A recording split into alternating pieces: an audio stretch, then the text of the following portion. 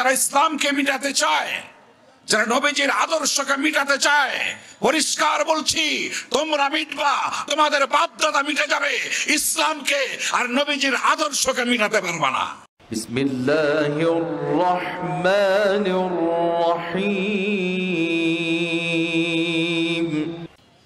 আসসালামু আলাইকুম ওয়া রাহমাতুল্লাহ। আলহামদুলিল্লাহ الحمد لله نحمده ونستعينه ونستغفره ونعوذ بالله من شرور أنفسنا ومن سيئات أعمالنا. من يهده الله فلا مضل له ومن يضلله فلا هادي له. ونشهد أن لا إله إلا الله وحده لا شريك له. ونشهد أن سيدنا وسندنا وحبيبنا ومولانا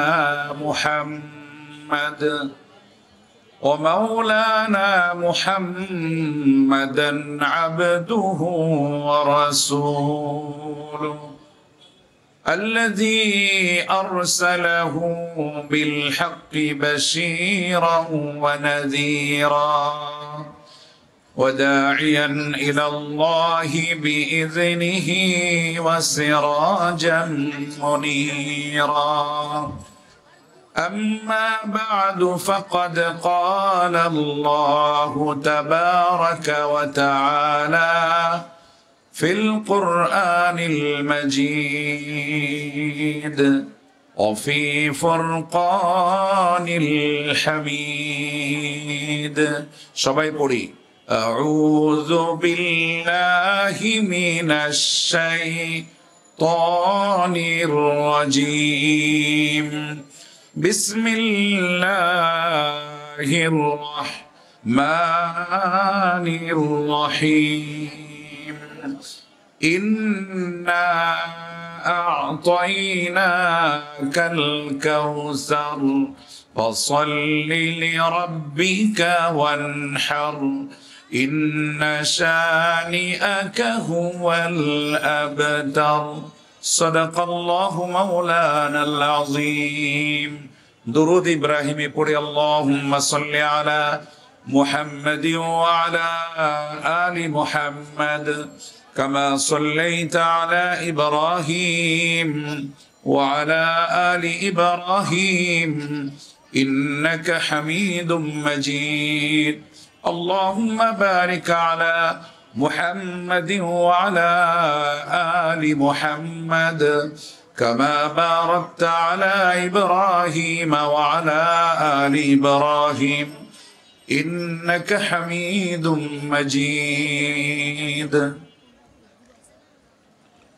ইমাম সমাজ কর্তৃক আয়োজিত আজমতের রিসালাত মহাসম্মেলনের দ্বিতীয় দিনের দ্বিতীয় পর্বের সম্মানিত সভাপতি, মঞ্চে উপবিষ্ট আছেন সম্মানিত উলামায়ে কেরাম, সম্মুখ পানে দিন দরদি ইমানদার মুসলমান ভাইরা,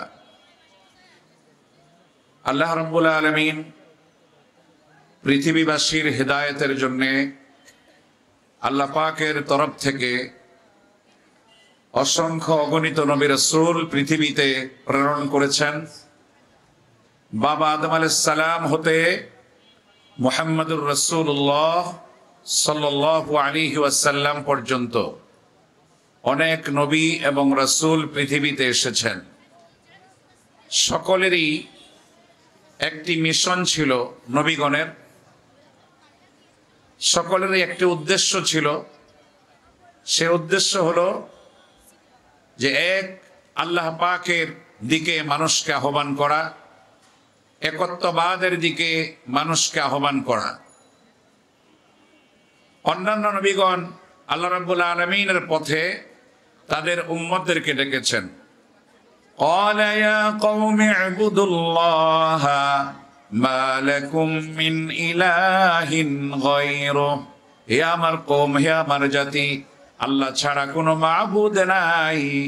আল্লাহ পাক ছাড়া অন্য কারো ইবাদত করা যাবে না। আল্লাহ ছাড়া কারো সামনে মাথা নত করা যাবে না। সমস্ত নবীগণ, সমস্ত রাসূলগণ পৃথিবীতে এসেছেন আর সকলকেই দাওয়াত দিয়েছেন। قال يا قوم اعبدوا الله ما لكم من إله غيره হে আমার কওম, হে আমার জাতি, তোমরা যে আল্লাহকে বাদ দিয়ে মূর্তি পূজায় লিপ্ত হয়েছ, আল্লাহ পাকের সম্মানের সাথে অন্যের সম্মানকে তোমরা মিলিয়ে দিচ্ছ। সুতরাং এই কাজ অত্যন্ত গর্হিত কাজ। আল্লাহর সমতুল্য, আল্লাহ পাকের সমকক্ষ আর কেউ হতে পারে না। আল্লাহ পাক এক এবং একক। আল্লাহ সম্মানের দিক থেকেও এক এবং একক। আল্লাহ পাক সৃষ্টির দিক থেকেও এক এবং একক। আল্লাহ রাব্বুল আলামিন যত গুণ আছে, গুণের দিক থেকেও আল্লাহ রাব্বুল আলামিনের সমকক্ষ সমতুল্য কেউ হতে পারে না। এই জন্য আল্লাহ রাব্বুল আলামিন সূরা ইখলাসের মধ্যে কাফেররা যখন নবীকে প্রশ্ন করেছিলেন, নবী তাদেরকে দাওয়াত দিতেন, লা ইলাহা ইল্লাল্লাহু মুহাম্মাদুর রাসূলুল্লাহ, তোমরা এক আল্লাহকে ডাকো, আল্লাহ ছাড়া কোনো মাবুদ নাই, আর আমি নবী এবং রাসূল হয়ে পৃথিবীতে এসেছি। তখন তারা নবীকে প্রশ্ন করেছিল, তোমার আল্লাহর পরিচয় বলো, তোমার আল্লাহর পরিচয় কি, বংশ পরিচয় কি সেটা বলো। তখন আল্লাহ রাব্বুল আলামিন সূরা ইখলাস নাযিল করে দিয়েছিলেন, قل هو الله أحد الله الصمد لم يلد ولم يولد ولم يكن له كفوا أحد হে নবী, আপনি বলে দিন, قل هو الله أحد, আল্লাহ এক এবং একক, আল্লাহর কোনো দ্বিতীয় নাই, আল্লাহর কোনো দ্বিতীয় নাই। আল্লাহ এক। আসমান যিনি সৃষ্টি করেছেন উনি এক, জমিন যিনি সৃষ্টি করেছেন উনি এক। আমাদের সকলকে, আমাদের বাপ দাদাদেরকে এই পৃথিবীতে যা কিছু আছে, যা কিছু দেখি আর যা কিছু দেখি না, সব কিছু সৃষ্টি কে করেছেন? জোরে বলুন ভাইরা আমার, কে করেছেন? আমাদেরকে কে সৃষ্টি করলেন? এই আসমান কে বানিয়েছেন? এই জমিন কে বানিয়েছেন? এই চন্দ্র কে বানিয়েছেন? আল্লাহ করেছেন। আল্লাহ ছাড়া না আসমানে কেউ আছে, না জমিনে কেউ আছে। ঠিক আছে? আল্লাহ পাক রব্বুল আলামিন ছাড়া আমরা পৃথিবীতে আসতে পারি নাই। আল্লাহ তাআলা আমাদেরকে পৃথিবীতে এনেছেন। এক সময় আমাদের অস্তিত্বই ছিল না। আল্লাহ রাব্বুল আলামিন আমাদেরকে অস্তিত্ব দান করেছেন, জীবন দান করেছেন। আমাদের জীবন দানকারী কে? জোরে বলুন, জোরে আওয়াজ দিয়ে বলুন, আমাদের জীবন কে দিয়েছেন? আল্লাহ দিয়েছেন। সুতরাং এই জীবন দিয়ে, এই যৌবন দিয়ে, অর্থকড়ি দিয়ে, ক্ষমতা, প্রভাব, প্রতিপত্তি দিয়ে আমরা কার সামনে নত হব? জোরে বলুন, কার সামনে? আল্লাহর সামনে আমাদেরকে নত হতে হবে। কিন্তু কাফের মুশরিকদের সামনে যখন আল্লাহর নবী মুহাম্মদুর রাসূলুল্লাহ সাল্লাল্লাহু আলাইহি ওয়াসাল্লাম আল্লাহ পাকের একত্ববাদের দাওয়াত পেশ করেছেন, তারা সেই দাওয়াতকে গ্রহণ করে নাই, বরঞ্চ তারা আল্লাহ পাকের পরিচয় জানতে চেয়েছে। আল্লাহ রাব্বুল আলামিন তাদের সামনে আল্লাহ পাকের পরিচয় দিয়েছেন। আল্লাহ রাব্বুল আলামিন নবীকে বললেন, নবী আপনি বলে দেন, কুল হুয়াল্লাহু আহাদ, আল্লাহ এক এবং একক, আল্লাহ ছাড়া কোনো মাবুদ নাই, আল্লাহ ছাড়া আসমানের কোনো মালিক নাই, জমিনের কোনো মালিক নাই, সমগ্র মানুষগুলোর মালিক নাই, সমস্ত সৃষ্ট জগতের মালিক হচ্ছেন আল্লাহ। আল্লাহ পাক পরবর্তী আয়াতে বলেন, আল্লাহুস সামাদ, আল্লাহ কারো মুখাপেক্ষী নন। ভাইয়েরা আমার, বন্ধুরা আমার, আমাদের সন্তানের প্রয়োজন হয় না? হয় না? জোরে বলুন।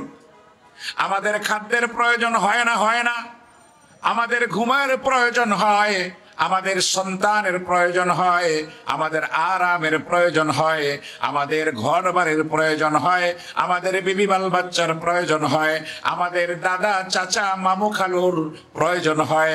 আল্লাহ রাব্বুল আলামিন বলেন আল্লাহুস সামাদ, আল্লাহ এক, আল্লাহর কোনো বিবি নাই, আল্লাহর কোনো বাবা নাই, আল্লাহ পাকের না আছে পূর্বসূরি না আছে উত্তরসূরি। বলেন সুবহানাল্লাহ। আল্লাহুস সামাদ, আল্লাহ কোন জিনিসের মুখাপেক্ষী নন। আল্লাহ পাকের খাওয়ার প্রয়োজন হয় না, আল্লাহ পাকের ধরার প্রয়োজন হয় না, আল্লাহ রাব্বুল আলামিনের বিবির প্রয়োজন হয় না। আল্লাহ পাক এই সমস্ত বিষয় থেকে একেবারেই পবিত্র। আল্লাহ রাব্বুল আলামিন পরবর্তী আয়াতে বলেন লাম ইয়ালিদ ওয়া লাম ইউলাদ। আল্লাহ রাব্বুল আলামিনের না আছে পূর্বসূরি না আছে উত্তরসূরি। আল্লাহ পাকের দাদাও নাই, আল্লাহ পাকের বাবাও নাই। আল্লাহ পাকের বাবা আছে নাকি? বলেন না। আল্লাহ পাকের বাবা আছে? দাদা ছিলেন? নাই। আল্লাহ রাব্বুল আলামিন অল ইন অল। আল্লাহকে কেউ বানায় নাই, আল্লাহ আল্লাহ বাস। আল্লাহর উপরে কোনো ক্ষমতা নাই। নবীগণ পৃথিবীতে এসে সমস্ত উম্মতদেরকে একই দাওয়াত দিয়েছেন। قال يا قوم اعبدوا الله ما لكم من إله غيره। হে আমার কওমেরা, হে আমার জাতিরা, আল্লাহ ছাড়া কোনো মাবুদ নাই, একমাত্র শুধুমাত্র ইবাদত করতে হবে আল্লাহ রাব্বুল আলামিনের। যদি আল্লাহ ছাড়া মূর্তির সামনে নত হও, আল্লাহ ছাড়া যদি কোনো বস্তুর সামনে নত হও, আল্লাহর সমকক্ষ যদি কোনো নেতাকে বানায়া ফেলো, আল্লাহর সমকক্ষ যদি তোমরা কোনো ব্যক্তিকে বানাও, তাহলে কাল কিয়ামতের ময়দানে জাহান্নাম ছাড়া তোমাদের কোনো উপায় থাকবে না। এই জন্য ভাইরা, সম্মান কার? জোরে বলুন। সম্মান শুধুমাত্র আল্লাহ। আল্লাহ রাব্বুল আলামিনই আল্লাহর তরফ থেকে নবীকে সম্মান দিয়েছেন। আল্লাহ রাব্বুল আলামিন আল্লাহর তরফ থেকে উলামায়ে কেরামকে সম্মান দিয়েছেন। মুমিন মুসলমানদেরকে আল্লাহ রাব্বুল আলামিন সম্মান দিয়েছেন। সম্মান আসে কোত্থেকে? সম্মান কোত্থেকে আসে? আল্লাহর তরফ থেকে আসে। কেউ কাউকে সম্মান দিতে পারে না। আল্লাহ যাকে ইজ্জত দেয় সেই ইজ্জত পায়, আর আল্লাহ যাকে বেইজ্জত করে সে কোনোদিন আর ইজ্জত পায় না। এই জন্য আল্লাহ রাব্বুল আলামিন কোরআন মাজিদের অন্য আয়াতে কারিমার মধ্যে বলেন কুলিল্লাহুম্মা মালিকাল মুলক তুতিল মুলকা মান তাশা ওয়া তানজিউল মুলকা মিম্মান তাশা ওয়া তুইজ্জু মান তাশা ওয়া তুযিল্লু মান তাশা বিয়াদিকাল খায়র ইন্নাকা আলা কুল্লি শাইইন কাদির। হে নবী, বিশ্ববাসীকে জানায় দেন পৃথিবীর একচ্ছত্র মালিক, একচ্ছত্র ইজ্জতের মালিক হচ্ছেন আল্লাহ। আল্লাহ পাক যাকে চান তাকে ইজ্জত দান করেন, আর আল্লাহ পাক যাকে চান তাকে বেইজ্জত করেন। সমস্ত ভালো মন্দ আল্লাহ পাকের হাতে। ভালো মন্দ কার হাতে? ইজ্জত কার হাতে? অনেক মানুষ দেখবেন যে নিজে নিজে ইজ্জতওয়ালা হতে চায়, নিজে নিজে ক্ষমতাবান হতে চায়। আল্লাহ বলেন যে না, ক্ষমতা তো আমার হাতে। আমার যখন মনে চায় কাউকে আমি ক্ষমতায় বসাই, আবার যখন আমার মনে চায় ওয়া তানজিউল মুলকা মিম্মান তাশা, তার কাছ থেকে ক্ষমতাকে আমি আল্লাহ ছিনিয়ে নেই। বলেন সুবহানাল্লাহ। আল্লাহ যাকে ইচ্ছা তাকে কি দেন? ক্ষমতা দেন। ইতিপূর্বে আল্লাহ পাক অনেক ফেরাউন নমরুদ তারা ক্ষমতাবান ছিল, ক্ষমতায় গিয়ে আল্লাহ পাকের কথা বলে নাই। নবীর পাকের যে আদর্শ সে কথা তারা বলে নাই, তারা শুধু নিজের কথা বলেছে। অনেকে নিজেই খোদা দাবি করেছে। জোরে বলেন নাউজুবিল্লাহ। এই জন্য আল্লাহ বলেন তোমরা যারা খোদা দাবি করেছ এটা তোমাদের মিথ্যা দাবি ছিল। কেননা আল্লাহ তোমরা খোদা তোমরা হতে পারবে না। কেননা আসমান থেকে পানি নাজিল করা কোনো মানুষের পক্ষে সম্ভব নয়, কিন্তু আমার আল্লাহর পক্ষে সম্ভব কিনা জোরে বলুন।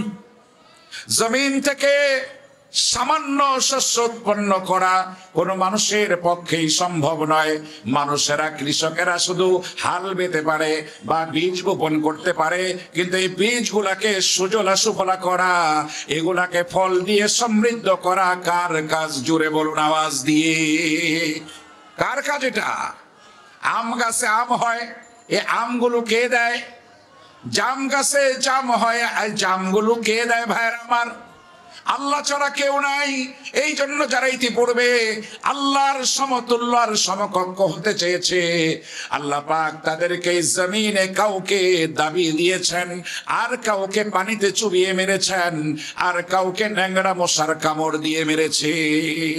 কথা ঠিক কিনা? এই জন্য বর্তমানেও যারা ক্ষমতা নিয়ে বাড়াবাড়ি করে, ক্ষমতায় গেলে মানুষকে মানুষ মনে হয় না, নিজেরা ইজ্জতওয়ালা আর সব হইল ছোট। এই জন্য ইতিপূর্বে যারা ক্ষমতায় গিয়ে বাড়াবাড়ি করেছে, আল্লাহ রাব্বুল আলামিন ফাসাব্বা আলাইহিম রাব্বুকা সাওতা আযাব, আল্লাহ পাক তাদেরকে কঠিন চাবুক মেরে ক্ষমতা থেকে নামিয়ে দিয়েছে।